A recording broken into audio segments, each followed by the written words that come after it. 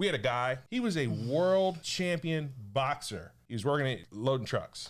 And they had this dude loading trucks by zip code and by street with a chart. It was a lot. And I was like, yo, man, I'm not trying to say anything negative here. Champ's having a hard time loading the boxes, man. He ain't cutting it. I'm like, yo, man, let me ask you something. And it would be these two pigeons. And it was like a flat table and it was a ping pong ball. And the pigeons would be like hitting the ball back and forth, and there'd be like this guy like 1950s video going, as you can see, as if you put positive reinforcement, and basically the pigeons were playing ping pong. We rescued that dog. How old was that dog when we got it? 10. Okay, what happened? She was turning 10. She was turning 9, 10. Yeah. She was a terror. She was a mess. She had been through a lot. She had been through a lot.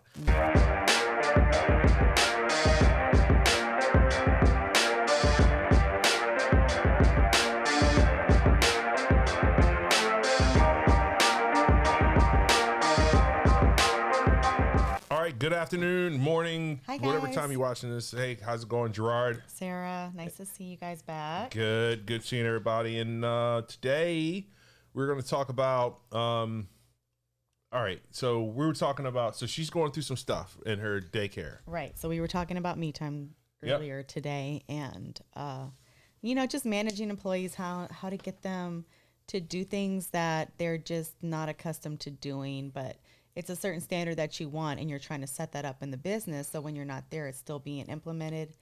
And he just said the craziest response. No. So it's not just about setting things. All right. So backstory. Okay. Okay. Yeah. I like to summarize. Backstory.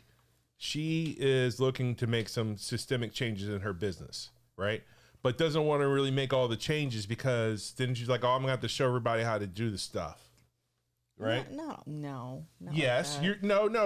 You're summarizing. I'm summarizing. So no, you want to change. I'm just gonna call it is. You want to change merchant services systems and POS systems of how you ring people up. Right. It's not that I don't want to show them how to do it. It's that I don't know if they can do it. It's just a lot. Like I know I can do it, and I can show them how to, but I just don't know if that will click with them. So what we're saying is the process, change management, right? So change management process. We have the system that's in place. Everybody's been doing it for a long time. And we're concerned that we're going to move to a new system. We've been doing it for 8 years. And we're going to move to a new system. And we're concerned about making sure that everybody's going to be able to get on board with said change. Correct. Right? That's fair, right? Yes. So that's what I said. That's what I said. Okay. I had to spell it all out. I had to explain. It's not that I don't want to show them. It's not that you don't want to. It's just that the time if you don't want, I mean, we can just say however we want. But all right, she's trying to train people how to do it. And it takes me back to, all right, so we used to, all right, in my warehouse, right, we used to have this area where they hang up clothes on hangers and they put the little size thing on there that says small, you know, in the store, small, medium, large, extra large. And they were just putting the wrong ones on all the shirts all the time. And people were like, they just can't learn how to do it. I'm like, what do you mean they can't learn how to do it? Well, man, they keep messing it up over and over again. That's your fault, right? So what I'm saying is you can train them to do it. It's you can train people to do things that you want them to do. And what she's talking about is I used to walk around the warehouse and I used to make people watch this video. I had 2 videos I used to show. Right. And they'd be like, well, Gerard, you know, we can't get them to do this thing. We can't get them to count the boxes. You know, you don't understand. You don't understand. As soon as they start saying that stuff, I'm like, well, explain it to me. And I just let them talk. And what they're doing is just digging a hole and digging a hole. I'm like, all right, keep talking. And then I'd show them this video. And it'd be a video of this monkey, like this big, like a little spider monkey on a little motorcycle. And he's riding his motorcycle in the street. Somebody trained that spider monkey how to ride a motorcycle. Okay. Who trained the spider monkey how to ride a motorcycle? If you can train a spider monkey to ride a motorcycle, you can train somebody to press this button versus that button. Right. There's another video I used to show, and it would be these two these pigeons, and it was like a flat table and it was a ping pong ball. And the pigeons would be like hitting the ball back and forth, and there'd be like this guy like 1950s video going, as you can see, as if you put positive reinforcement, and basically the pigeons were playing ping pong. And then if the ball went into the goal, then food would come down. And then they were like, yo, okay, so if I get the ball past this pigeon, I'm going to get fed. So it was like the easiest thing. It's like positive reinforcement, demonstrating it can be done, positive reinforcement, rinse, wash, and repeat. Right. So it's the same thing. If you could teach a monkey to ride a bike, you can teach a pigeon to play ping pong, you can teach grown-ups how to press the cash button versus the credit button. Right. That's what I'm saying. Right. Right. So, but it takes time. Right. So going back to the whole thing in business is, you got positive reinforcement, show people what to do, demonstrate what they're going to do. And then when they don't do it right, you got to come back. Now, sometimes they used to shock the mouse, the mouse goes on the shot and we don't want to do that. Right. But we want to make it so it's positive, and in that way there's like a light at the end of the tunnel to recognize them for doing a good job. I mean, there is such thing as habit, right? And so habit can be, a new habit can be learned, right? So it's just with an 8-year-old habit, it's very hard to get out of, with the pigeons, with the monkey, I'm sure it was like a cue, like, okay, when they hear this noise or they see this thing, they know to do these things. Then it's a routine for them. And then they get that reward, like you said, at the end, the food, right? Yep. Well, I'm looking at this thing right there on the ground, right there, right in front of us right now. And there's this old saying that you can't teach an old dog new tricks. We rescued that dog. How old was that dog when we got it? 10. Okay. What happened? She was turning 10. She was turning 10. Yeah. She was a terror. She was a mess. She had been through a lot in her life. She had been through a lot. She didn't want to use the bathroom outside. She wanted to use the bathroom only in the house. I guess she used to use like the little pee pads before, right? She didn't want to go sleep through the night. She thought that she could just sleep anywhere on the bed. She thought that she could do everything. She just rude. She's the rudest dog. Sorry, Molly. She's the rudest dog that I've ever been around. Think she's sweet. She's sweet, but she's rude. But guess what? We broke her out of all that. Yeah. Now, how hard was it? It took a year. A year. Yeah. But she's doing what we want her to do. Right. We taught an old dog new tricks. Right. Right? Because we did. And it was positive for no, don't do this. Like, don't do that. And then it was like, oh, you did this right. You're going to get this treat. Right? So then she saw it like, oh man, if I do these things, these good things will happen. So if I do more of these things, that's it. So we used to do this and people would get mad. I see it on full social media all the time. And I wasn't on social media back in the day, so I didn't know. But like on Fridays, whenever we used to have like good days in the warehouse, we used to buy pizza. We would buy like hundreds of dollars of pizza. And you would think that the pizza was like the best thing ever. They would be pushing each other and they would make these pizza sandwiches. They would take like 2 pieces of pizza and then they would fold it on top of each other and they would like run around and get like Jimmy's got 6 pieces of pizza. And it was the greatest thing ever. So we're paying them not much money an hour to do probably the hardest job, unloading and loading trucks. And then at the end of the week, if we brought in pizza, everybody was happy. So what was the pizza for? For just getting all the trucks done. Okay. Just having a good time. So it's a reward. It was a reward for making, we hit the goal. Like if we hit the goal or nobody got hurt, we would get pizza. And then it was a peer pressure thing. So when somebody would like do something unsafe, then somebody would be like, hey man, don't do that. Because if you get hurt, we ain't gonna get no pizza this week. So now I got everybody policing each other because they want pizza. Which now the culture is, pay me more money, don't give me pizza. And then so that resonates with me because I'm the pizza. I come in on Friday with this big old stack of pizza. Right. And I thought I was doing something. But I was. It was cool. I was rewarding the employees for a good time. Now if you do it, it's like looked upon as a bad thing. Oh, you're giving us pizza, you need to just give us a raise and more days off and stuff like that and all that stuff. That's a whole different conversation. We can talk about that too for a while.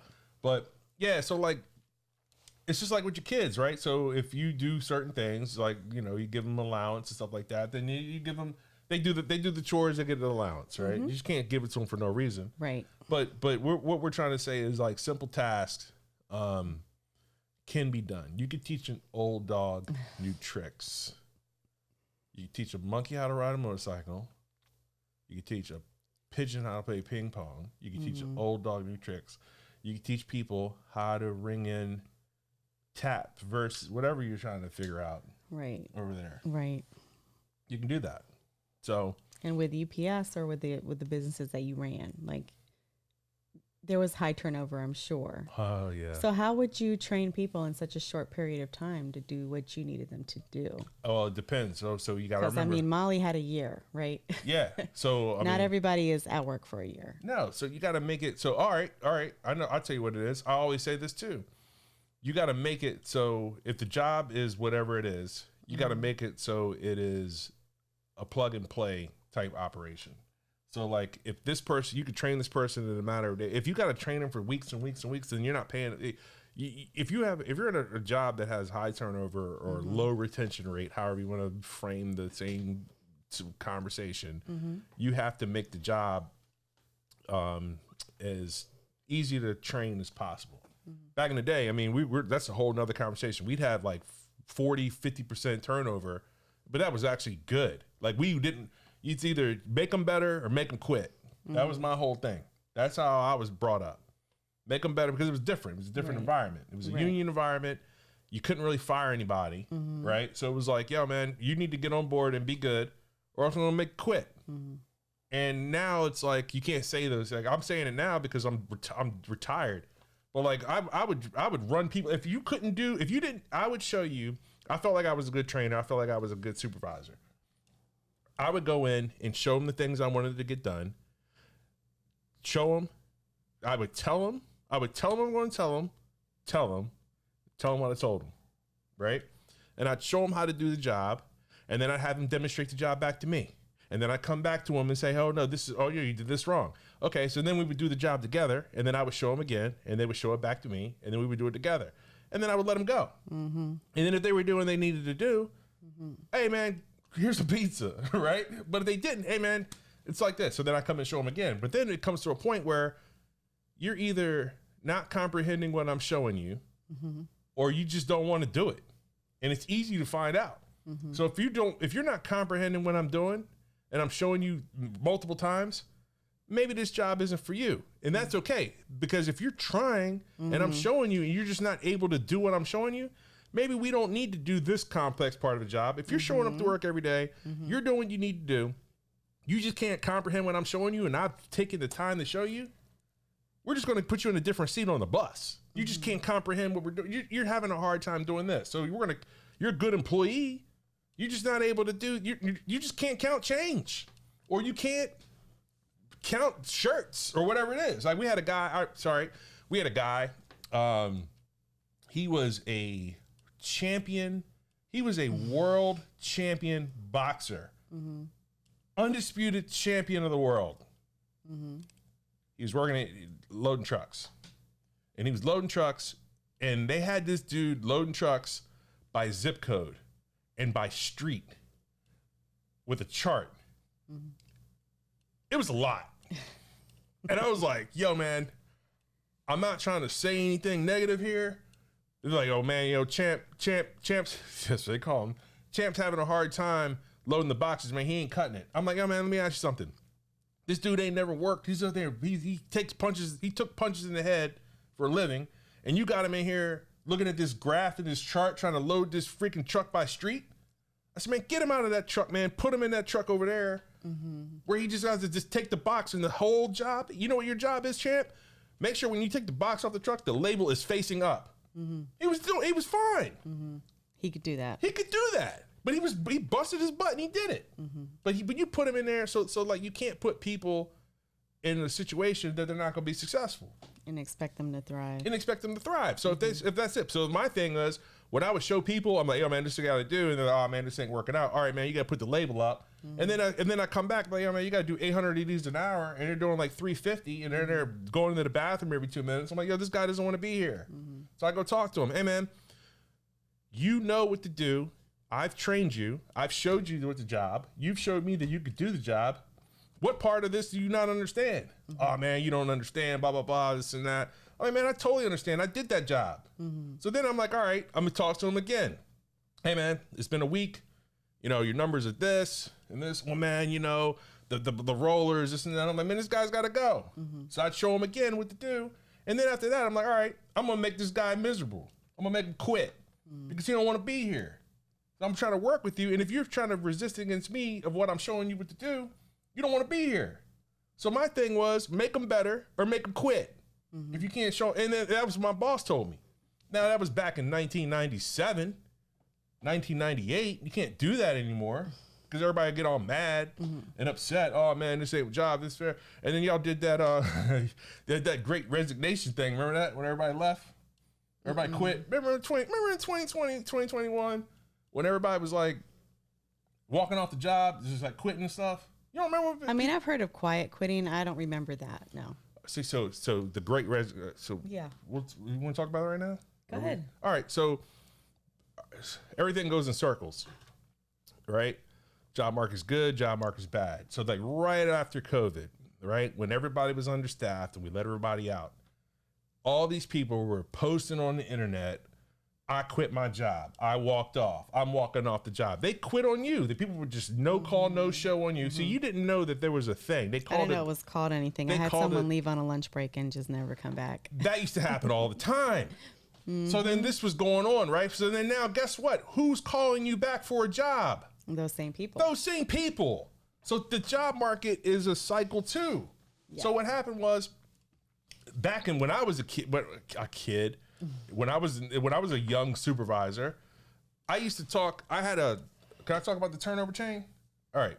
So I had this thing that I used to call the turnover chain. Remember in like in sports when somebody gets a interception, they wear that chain with the thing. So you know the straps that go around the boxes and they go around like tires. Yeah. All right. Yeah. I used to. Can I go through this? I don't know what you're gonna say. All right, so just what are they? Everybody when they had at work has an ID, and the ID has on a badge and it has like a loop on it. You wear the badge like on your hip, and you show your ID. When I used to take bad employees and make them quit, I'd be like, "Yo, give me your ID." Man, I'm not giving you my ID. So then I would get it to the point where I'd put them in all the hard trucks. I'd give them everybody said, "Man, Gerard, you can't have favoritism of employees." Yes, I do. The ones that work the hardest and do the best job, they're my favorite. The ones that don't are not. That's it. Yeah. So the ones that are not, I would put in like the trucks with like the anvils and like all the, man, you know what? You need to just, if you're going to be slow and take your time, I'm going to give you stuff that takes a long time. You need to drag this stuff out. And I'm going to have my good people, I'm going to put them in the easy trucks that they can get it done. I'm going to reward them for doing a great job. Great, sense, hard work gets rewarded. Right. Bad work gets you out the door. Right. So what I used to do is, I would give them, man, Gerard, you know what? I hate this job, man. I'm going to go quit. You know what, man? Give me your ID. And I would take that ID and I would take that strap that goes around like the paper box and I'd wear it around my neck and I would put that ID on the strap. And then I had this chain. Like I call it a chain, but it was like a strap with like 50 IDs on it, like the Predator. And I'd walk around and put it on my monitor to keep it there. I'd be like, yo, man, I had the best work area. I had the best production. I had the best safety. I had the best morale because I would eliminate bad employees from the operation immediately. I would remove them. I would make them remove themselves. Now, then the HR people came one day and they had this bright idea that like turning people over was a bad idea. And I was like, man, so I fought. I was like, yo, man, what do you mean? Y'all don't do this job. They sit up in the air conditioning office all day telling me what I need to do. And my employees go up there crying to them, talking about Gerard's a tyrant because I was. Do the job. I showed you how to do the job. You signed off that I showed you how to do the job. And then you just don't want to do the job. If you can't, we're going to put you somewhere else where you can. Right. Man, I just can't do this job, Gerard. Oh, you know what, man? We're going to have you pick up trash or something. Like we're gonna have you pick up the boxes and tape them up. Something. You just come to work and do it. But if you just blatantly don't want to do what you here, you got to go. Right. So, but yeah, we can talk about that later on too. But yeah, so training, and we're not doing this. Like I said, this is 1997 through like 1999. Things are different. Right, we're in a different time right now. Very different, but like you said, they do come around full circle. So yeah, they do. So That's what we got today. Training. If you could train a monkey, how to ride a mic, train a pigeon, how to play ping pong, teach an old dog new tricks, you can train your employees how to do anything. Yep. And what did you say your method was again for training your employees? Oh, it was like showing them so it's just like anything else. Tell them what you're going to tell them. Tell them what you told them. That's it. That's the structure. Hey, my name is Gerard Bullock, and today we're going to talk about the wonders of training employees. Here's how you train employees. Right.